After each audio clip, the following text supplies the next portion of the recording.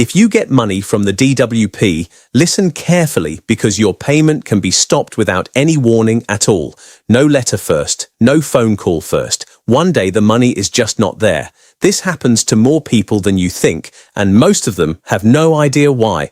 So in this video, I'm going to walk you through 5 real things that can cause this and what you can do about each one in plain, simple English, so you understand exactly where you stand.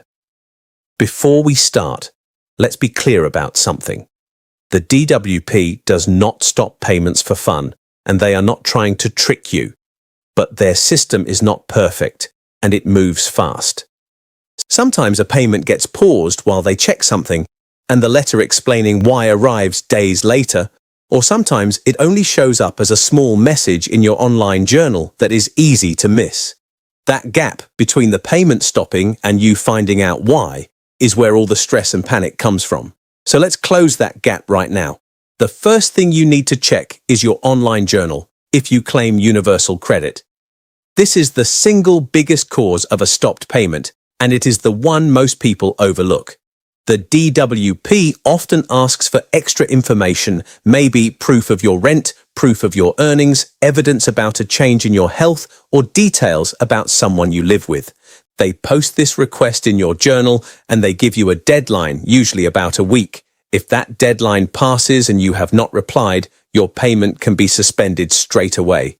No phone call, no second reminder, just a pause. So the first thing to do right now, today, is log into your journal and read every single message from top to bottom.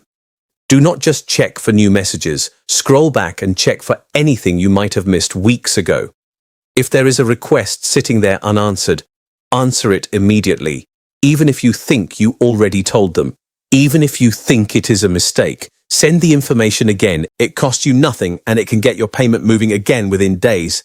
The second thing is changes in your circumstances that you have not reported.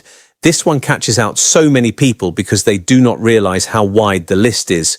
Moving house, someone moving in with you, a partner's income going up or down, your hours at work changing, starting a new job, even for a few hours a week, your health getting better or worse, a child leaving home. All of these are changes you are supposed to report.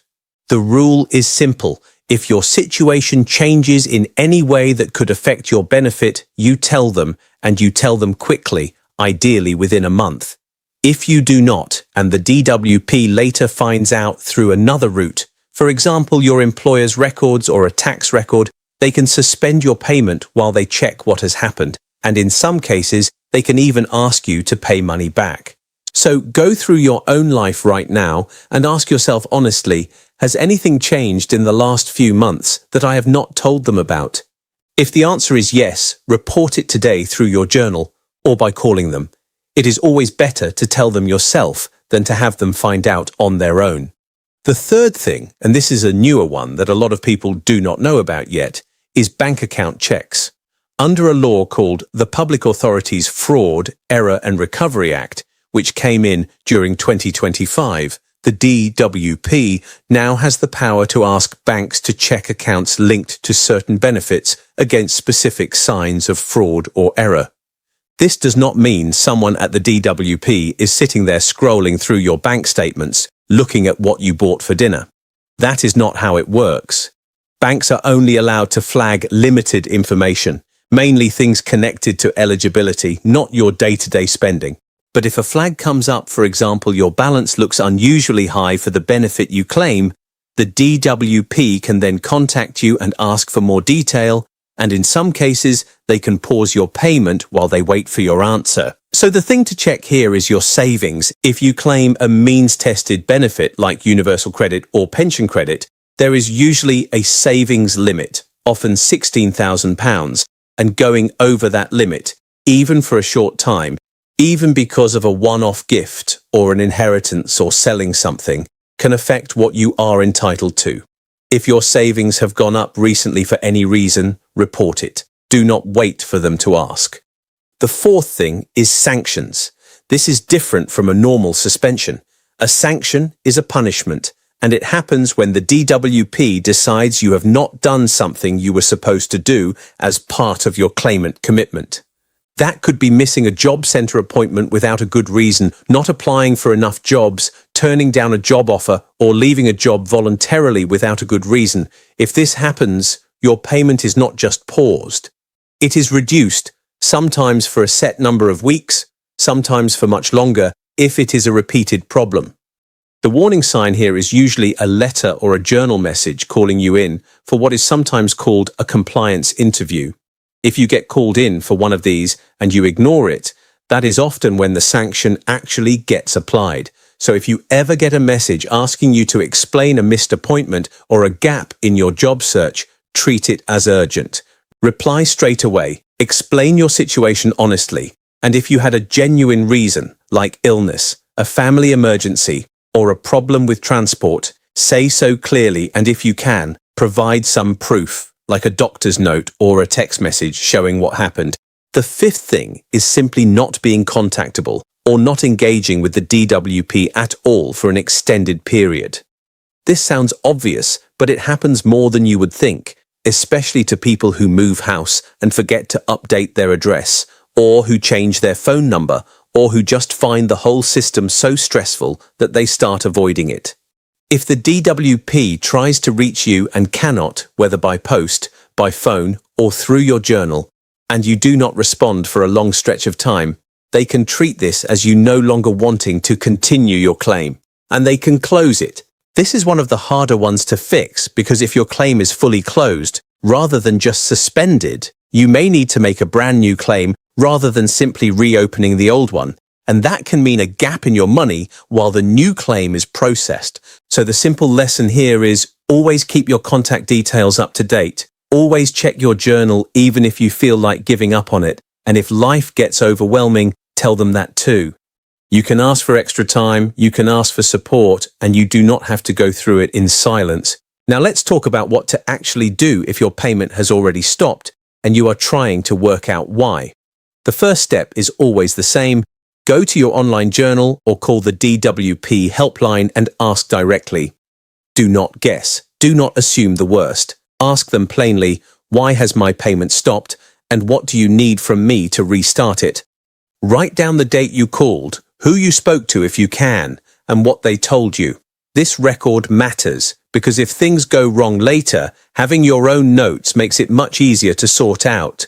If you believe the decision is wrong, you have the right to ask for what is called a mandatory reconsideration. This means the DWP has to look at the decision again. You usually need to ask for this within 1 month of the decision, so do not sit on it. Act quickly. Explain clearly why you think the decision is wrong and include any evidence you have, whether that is bank statements, medical letters, payslips, or anything else that supports your case. If the mandatory reconsideration still does not go in your favor, you can then appeal to an independent tribunal. And this is completely separate from the DWP. It is a fair process where someone outside the department reviews everything again. If a stopped payment leaves you with no money for food, rent, or other essentials, while all of this gets sorted out, ask about hardship payments straight away. These exist exactly for this situation, and the DWP should tell you about them. But honestly, sometimes you have to ask rather than wait for them to offer. Do not be afraid to push for this if you are genuinely struggling, because nobody should be left with nothing while paperwork gets sorted. It is also worth saying clearly, because there is a lot of fear online about this topic, that the DWP does not have the power to log into your bank account and watch it like a video feed. They cannot see what you buy at the supermarket. They cannot see your everyday spending. The checks that do exist are targeted. They are about specific eligibility questions, mostly savings limits, and they usually only lead to contact with you if something looks unusual. So if you have been honest in your claim and you keep your information up to date, the chances of anything serious happening are genuinely low. Fear does not help you here, being organized does. One more thing worth mentioning, scams. Because so many people are anxious about their benefits right now, scammers have jumped on this fear. You might get a text or an email pretending to be from the DWP saying your payment is at risk unless you click a link and enter your bank details. The real DWP will never ask you to confirm your bank details by text or email. and they will never threaten you with instant arrest. If you get a message like that, do not click anything. Log into your account directly through the official website instead, and check if there is really a message waiting for you there. If there is nothing in your real journal, the text or email was fake, and you can report it and delete it. So to bring this all together, here are the 5 things, one more time, nice and simple. Check your journal for unanswered requests. Report any change in your circumstances, especially around income, living situation, or savings. Understand that bank checks are now real but limited, and mostly about savings limits. Take any compliance or sanction-related message seriously and respond straight away. And keep yourself contactable. Update your address and phone number, and never go completely silent on your claim, even when it feels overwhelming. If your payment does stop, stay calm. Ask directly why. Keep your own written record of every call and message, and use your right to a mandatory reconsideration if you think a decision is wrong. You are not powerless in this process, even though it can feel that way. The system has rules, and once you know those rules, you can work within them, push back where you need to, and get your payment moving again.